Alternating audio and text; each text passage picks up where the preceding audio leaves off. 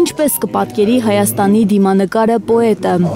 Սառցե անապատը բանաստեղծ Հովիկ Հովեյանի 19-րդ գիրքն է։ Այն թարգմանվել է անգլերեն եւ լույս տեսել Միացյալ Նահանգներում։ Դժվար է պատկերացնել հայ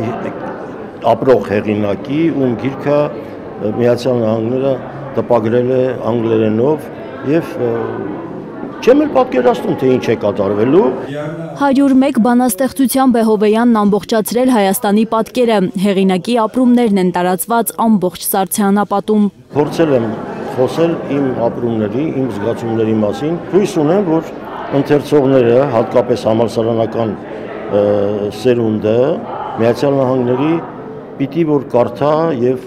գնահատի եւ ճանաչի։ Գիրքն արդեն Միացյալ Նահանգների առաջատար համալսարաններում է։ Հարվարդի արևելագետներն են հիմա ծանոթանում հայ ժամանակակից պոեզիային։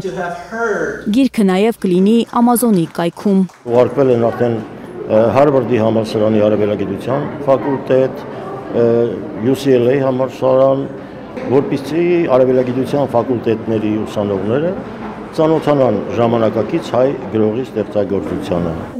Սառցե անապատը չէր հասնի նահանգներ, եթե 2023-ին արձակագիր թարգմանիչ Դիանա Համբարձումյանը չհանձնարարեր իր ուսանողներին անգլերեն թարգմանել Հովեյանի բանաստեղծություններից մի քանիսը։ Երբ բանաստեղծը կարդացել է դրանք, համագործակցության առաջարկ է արել Դիանային։ Մի քանի ամիս անց զանգ է հնչում, պարոն Հովեյանը խնդրում է, ասում է կլինի իսկ մի փոքրիկ ժողովածու անենք, 101 բանաստեղծություն դու թարգմանես եւ ունենամ ժողովածու Ամերիկայում լույս կտեսնի, բնականաբար ես պիտի ամեն բան անեի, որ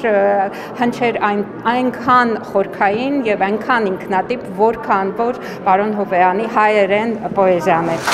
Համբարձումյանի խոսքով հեշտ չէր Հովեյանի բառերի մեջ թաքնված փիլիսոփայությունը հայերենից անգլերեն թարգմանել, ինչը սակայն իրեն հաջողվել է։ Աննա Գյուրնազարյան, Միլենա Պողոսյան, Հայլուրի համար։